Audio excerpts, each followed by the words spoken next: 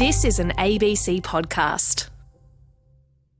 Hello and welcome to the Health Report with just me, Norman Swan, because Tegan is indisposed. Today, how a potentially curable form of high blood pressure is being underdiagnosed, grossly underdiagnosed in Australia. A surprise finding in the brains of people receiving aggressive blood pressure treatment. The need to abolish the idea that there's such a thing as a transient ischemic attack, the idea that you get the signs of a stroke without it being a stroke. Wrong and harmful, according to an expert in the field. And a preprint study, meaning it is yet to be peer-reviewed, which reviewed the available evidence on treating COVID-19 with antibody infusions, particularly monoclonal antibodies. Those are ones that are highly targeted at aspects of the spike protein in particular. And it's found that, this review has found that in the early days of the pandemic, the doses were far too high, but things have changed with Omicron. One of the authors is Dr. Deborah Cromer, who runs the Infection Epidemiology and Policy Analytics Group at the Kirby Institute in Sydney. Welcome to the Health Report, Deborah. Thanks for having me. I should say welcome back. So this was a large number of studies. Yeah, no, it was a huge number of studies. Actually, the studies themselves came from a systematic review that was done as part of the Cochrane database of systematic review. So it included all trials of monoclonal antibodies and convalescent plasma up until the 7th of January, because with systematic reviews, you have to provide a cutoff date. And so this was aggregated all these studies together and had a look at all the evidence and what we could understand from them as a body. And the key findings?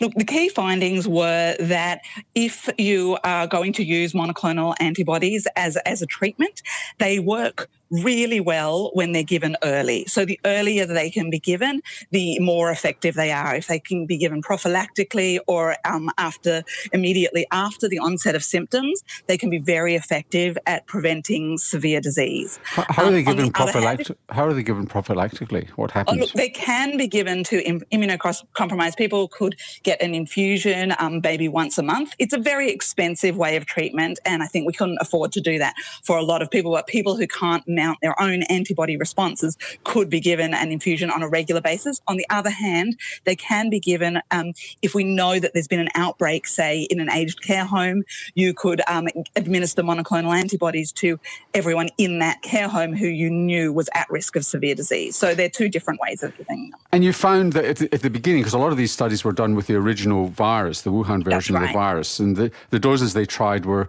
too high in many ways. We'll leave convalescent serum to one side because that's an awkward thing to use, but they were too high. Now, is that still true, that the doses are unnecessarily high? Yeah, look, initially they were given at large doses for what they wanted to have an impact, and we found by analysing it that there was sort of an optimal dose level that you could give, that you essentially retained about 90% of the efficacy, but you could give much lower doses. On the other hand, now with the emergence of these variants, a lot of them lose their ability to recognise the variants quite so well. And so now the doses that are being given are probably what's needed, or even slightly less than what's needed to deal with the Omicron BA1 and BA2 variants. And you found that from reviewing the evidence that with sotrovimab in particular, which is the one that is just the mainstay, which, by the way, the Food and Drug Administration just withdrew in the United States for Omicron, there's a tenfold difference between BA1 and BA2. Yeah, look, there seems to be a really big difference. In that analysis that aggregated the data from, I think, 4 different studies, 3 each for BA1 and BA2, and there was a significantly worse recognition of BA2 than BA1. These antibodies themselves, they target very specific sections of the virus. So if that particular section of the virus changes in one variant to another, then you're really going to see a reduced recognition by those monoclonal antibodies in that particular, if it happens to be in that particular area. So where does it leave us with sotrovimab? Look, at the moment, it looks like it's with the current dosing, it's got about sort of a 19 to 20% protection we would estimate against symptomatic disease against Omicron BA2. We don't know what the next variant that emerges is going to be, whether that recognition will change.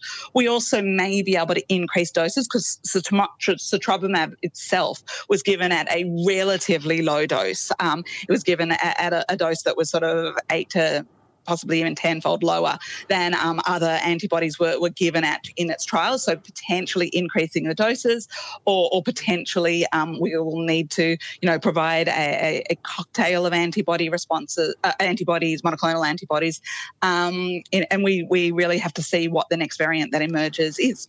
So, in other words, it's very hard to predict because you say they're highly specific, these monoclonals. We may be in the situation which, with the next variant, none work. Yes, we may be in a situation where none of them work. We may be in a situation where the changes that have been made, the deviation comes from a different area. We also may be in a position where we can develop new monoclonals that are based on the variant. So these original monoclonal antibodies were, and everything was developed from immune responses in people to the ancestral strain. So if we can develop monoclonals that are specifically responding to the immunity against the variants, it may put us in a better position going forward. Well, let's hope. Deborah, thanks for joining us. Okay, no worries. Thank you for having me. Dr. Deborah Cromer leads the Kirby Institute's Infection Epidemiology and Policy Analytics Group at the University of New South Wales. And this is RN's Health Report with me, Norman Swan. You might have heard of someone having a temporary stroke. It's the signs and symptoms of a stroke which, after a while, go away without treatment.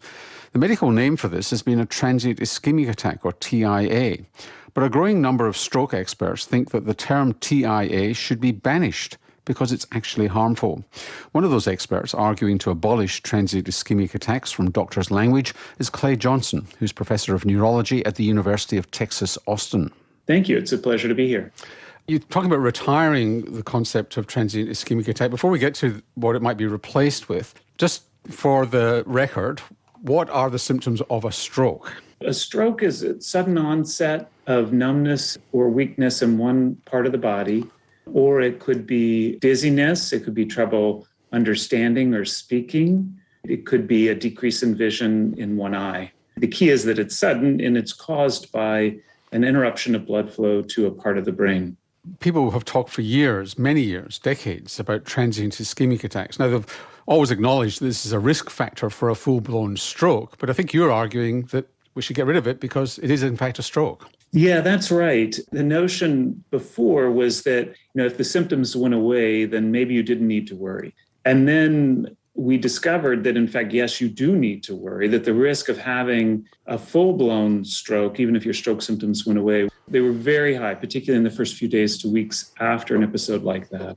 And then as we started to look under the hood a little more, we discovered that almost everyone with these transient symptoms actually had evidence of permanent injury in their brain. And so it just became useless to have a distinct term. If you've had these sudden onset of symptoms that suggest your brain is not working properly, that is an emergency and requires emergent care, regardless of whether those symptoms are mild or not mild, and regardless of whether they seem to go away or not. And what's the damage that you see? When you do brain imaging studies, particularly with magnetic resonance imaging, MRI scans, you often see evidence of damage, permanent injury to the brain, the loss of neurons and the other tissue that supports the neurons in the brain. Do you believe that the perpetuation of the term transient ischemic attack has delayed people getting to hospital for definitive treatment? In other words, people have started to talk about strokes as brain attacks and the same as heart attacks. So you really want to get to hospital ASAP so that you can get your clot dissolved or removed. Do you think the concept of transient ischemic attack has allowed people to think, well, I'm just going to hang on to see whether it's temporary? Yes, I think it's been confusing. I think for practitioners, it's also been confusing. Actually, the concept of brain attack is much simpler and reflects much more clearly how both the patient and the physician ought to behave. So you have a short-lived stroke. Do we know actually how to look after such a person? Because there's a 3-hour window before you get your clot dissolved. How are they supposed to respond in an emergency department? If a person has basically a mild stroke, they may or may not be a candidate for breaking up a clot or retrieving a clot in a blood vessel, which is the major cause of the strokes that we're talking about.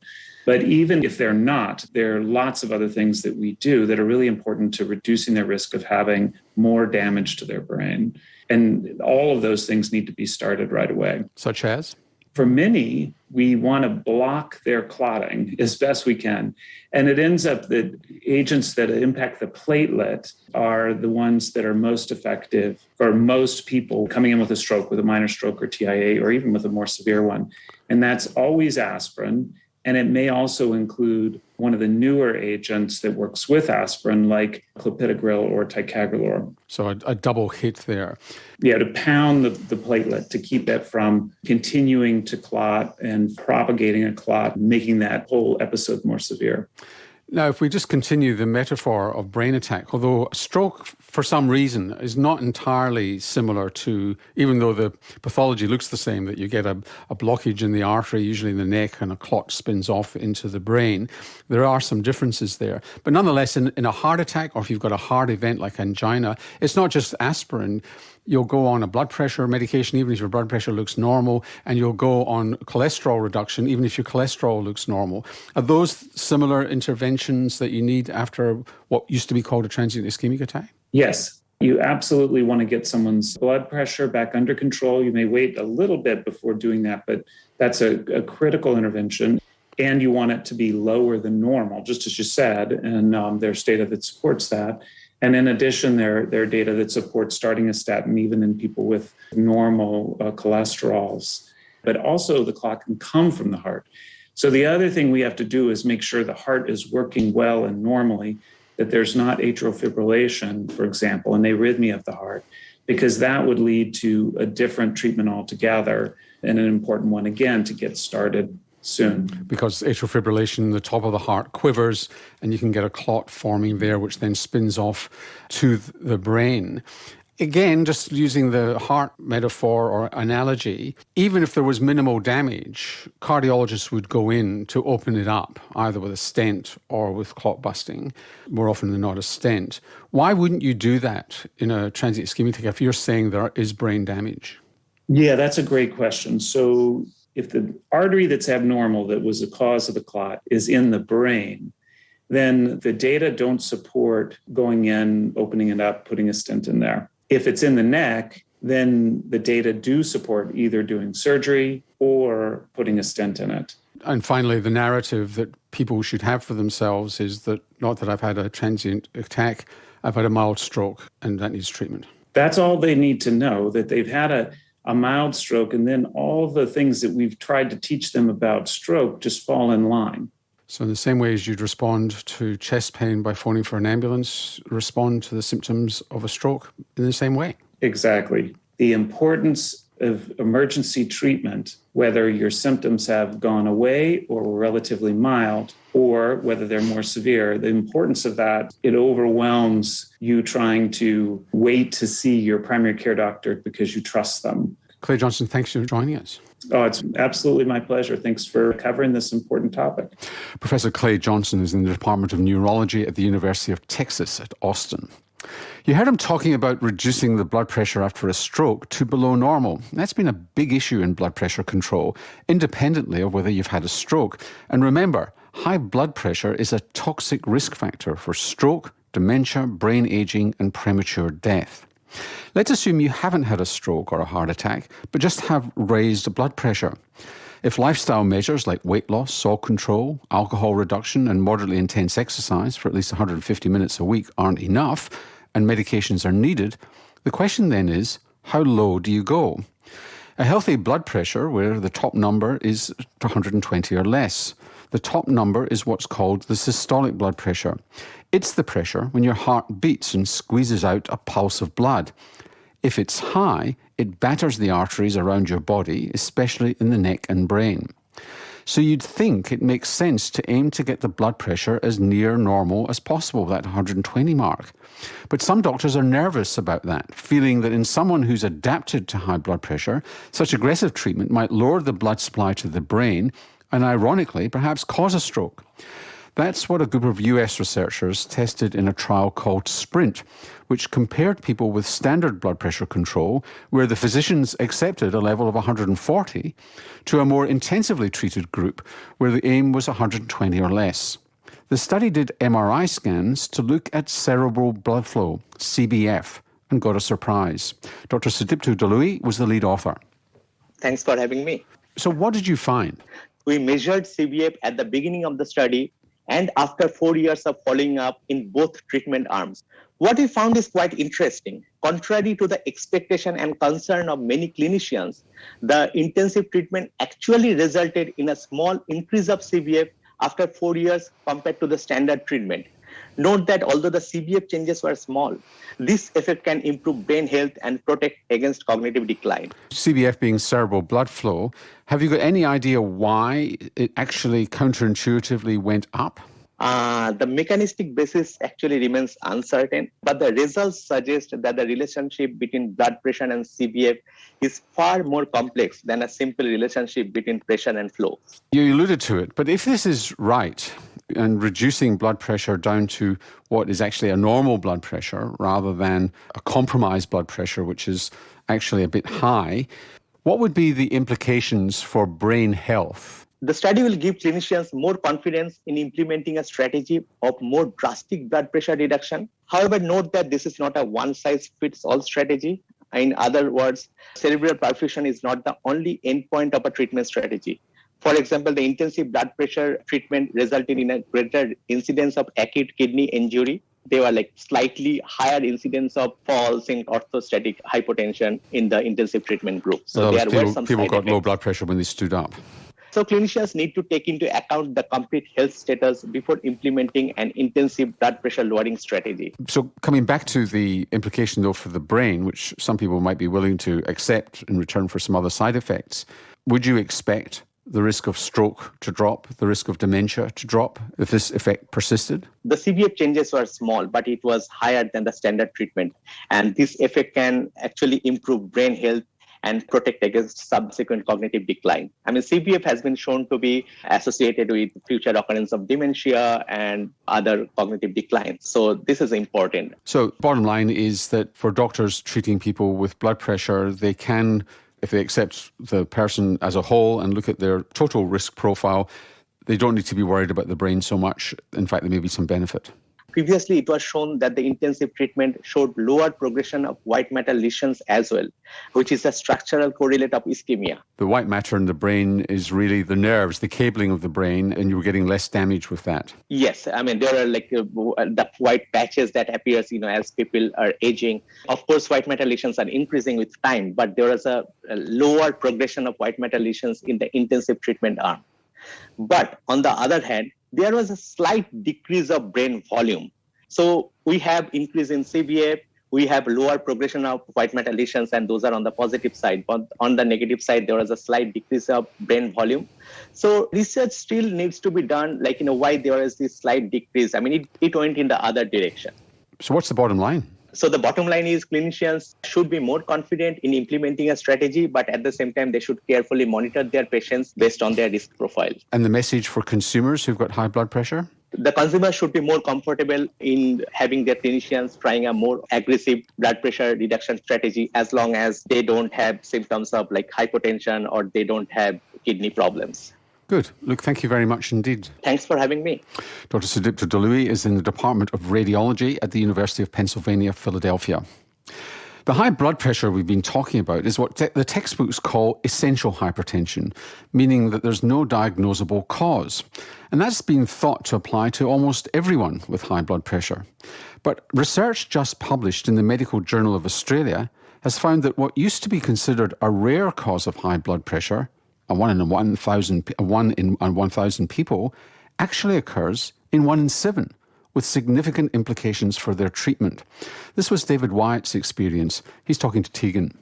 I had gone in for a simple bruise, but then found my blood pressure was dangerously high. So the GP I was seeing analysed the blood pressure, and we did a lot of tests and had a lot of trouble getting the blood pressure down. It took about 6 months to find a set of medications that stabilised the high blood pressure. The doctor did a number of tests but said there's nothing obvious that is causing the high blood pressure, and I'll be living with it for the rest of my life. It was pretty shocking, particularly when he said basically it's so serious that you could have a stroke or a heart attack at any time. Tell me about how you came to be involved in the research that June Young's group has been working on. I was very lucky. I was put into hospital because of arrhythmia, irregular heartbeat. You were lucky, were you? That sounds terrible. Yeah, I haven't got to the lucky bit yet. It was at the Monash. While they were looking for the cause of the arrhythmia, they put me in contact with a heart surgeon and a couple of other people. But someone, I don't know who, referred me to the Hudson Institute. And that's when I came in contact with June's group. And they started their own tests, and June suspected the possibility of primary aldosteronism and tested for that, and sure enough, I did have that. I was pleased that something had been found, primary aldosteronism, and because it was treatable, it was good news to me. How does the medication you're on now compare to what you were using before to manage your blood pressure? It's a lot less. So there's really only one main pill involved, as opposed to a combination of 3 that I had to take continuously. In my case, I wish we had found that high blood pressure a lot earlier. I just think it's so important. High blood pressure often runs in the family, but too often it's just put down as unknown and a chronic condition. David Wyatt. So what is primary aldosteronism? How is it diagnosed, and how come so many people have been missed? Dr. June Young is an endocrinologist at the Hudson Institute and Monash Health in Victoria and led a survey in 31 general practices in Melbourne, screening nearly 250 people newly diagnosed with high blood pressure. Welcome to the Health Report, June. Hi, Norman. Very excited to be here. We're excited to have you. What is primary aldosteronism? Well, primary aldosteronism is a bit of a mouthful. It's essentially a hormone cause of high blood pressure. As you said before, I've always been taught that high blood pressure is very rarely due to an underlying root cause. But in primary aldosteronism, the body or the adrenal glands make too much aldosterone, and that's a hormone that tends to keep our salt levels and fluid levels in balance. So you can imagine if you have too much of it, then the body kind of retains salt, retains a lot of fluid, and so the blood pressure goes up. But what's more, aldosterone itself has been shown to cause damage to blood vessels, heart and kidney, with the effect that's above and beyond the effects of high blood pressure. And so the patients with this condition are actually more likely to suffer heart attacks, strokes and kidney failure. Because it's compounded by the effects of the aldosterone itself. And we'll come back to treatment, right, because some drugs already on the market do combat part of this system, but we'll come back to that in a minute. Is it genetic? Is it passed down in families? It can be in the minority of cases, but at the moment it's so underdiagnosed that we don't think we know exactly, what proportion run in families. But certainly in people who have a family history of high blood pressure, it could still be due to their an underlying root cause, such as primary aldosteronism. And you found that there's a 13-year gap before diagnosis, and often it's too late. Well, not too late, but it's late. We've already got kidney damage, for example.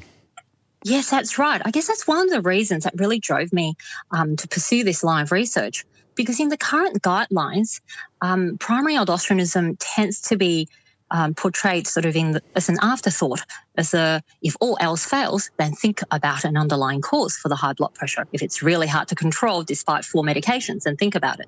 But by that stage, patients have often had high blood pressure for many decades, and they probably already suffered damage that could have been prevented if we test for it early, which is why we did this research. And we asked GPs to test for primary aldosteronism in patients who have not yet been started on medications.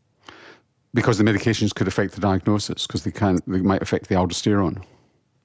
Well, one reason is that we want to get to it early, so before people have those decades of hypertension. And the second reason, as you said, is that commonly used medications can interfere with the result, the aldosterone test. So just as a personal anecdote, my own father had high blood pressure for about 20-odd years and it was poorly controlled. He was already taking 4 medications and yet his initial test for it was negative. But it was only after I changed his medications over to medicines which don't interfere with the aldosterone measurement, then we got the positive result. Because it was hidden. And it's a simple blood test. That's right. It was masked. Yes, it is a simple blood test that can be ordered by any GP or any doctor, and it's a very useful test to do. And in some people, surgery is the treatment and it cures you. That's right. In about 20 to 30% of people, it's one adrenal gland that's overactive. And in that case, you can actually do surgery, take out that adrenal gland, and the disease is cured. In the majority of patients, they have 2 adrenal glands which are both a bit overactive, making aldosterone. And you need your adrenal glands. You need your adrenal glands, so you can't cut both out. And so we have a medicine that's highly effective that specifically blocks the effect of aldosterone. And that medicine's been around for many years. What medicine is that? It's called spironolactone. Some people may know it as a diuretic, a fluid tablet. Some people might take it to help prevent hair loss. So it's used commonly, but not for this particular purpose. And at the moment, if you look at the high blood pressure treatment guidelines, it's considered a 4th-line treatment or 5th-line treatment for high blood pressure. But for a patient who has this disease, it really should be their 1st-line treatment. Is this something that everybody who's diagnosed with high blood pressure should have? Should everybody have this test? I mean, if it's 1 in 7 and it's treatable and it's a cheap test, that meets the criterion for screening, doesn't it? Absolutely, and that's what we're working on. Because at the moment, as I mentioned in the guidelines, it comes up too late. Through our research and research from around the world, we have really demonstrated that if you test for it early, you can still find a lot of people with the condition. And that's the ideal time to diagnose it so that you can prevent the harmful effects of aldosterone, prevent the harmful effects of high blood pressure, and get onto a treatment that specifically targets the root cause of the problem. Now, if you've already got high blood pressure and you're on treatment, is the hallmark that it's been hard to treat? Is that the classic sign of it? Yes, that's right. So if, just like my dad, if you're already on treatment and your blood pressure is not perfect, then that's definitely a reason to see your GP to discuss testing for this condition. Now, you do have to be careful that we never recommend patients just stop medications themselves in order to get the test. So the GPs can help to switch medications to ones which don't interfere so that the test can be done safely and reliably. And just finally, there are going to be a lot of people listening to us of all ages. There's plenty of people in their 30s and 40s who've got high blood pressure and need to have it controlled. What are the questions that you should be asking your doctor? I think the simple question is, do you think there could be an underlying cause for my blood pressure? A hormone cause, perhaps? Well, most GPs would say, well, no, because they've got this misconception that there's no obvious cause for most high blood pressure. In that case, it may be helpful to either look up the Hudson website or the Primary Aldosteronism website and bring some printed materials. And hopefully many of the GPs and doctors out there are listening as well and are going to be more receptive to hearing this request from their patients to have the test done. And of course, our job is to actually change the practice guidelines, hypertension management guidelines. Good luck with it. So that it becomes more systematically evaluated. June, thanks for joining us. Thank you for your time. Dr. June Young is head of the Endocrine Hypertension Group at the Hunston Institute of Medical Research at Monash University in Melbourne. This has been The Health Report. I'm Norman Swan. Tegan will be back with you next week along with me. See you then. You've been listening to an ABC podcast. Discover more great ABC podcasts, live radio and exclusives on the ABC Listen app.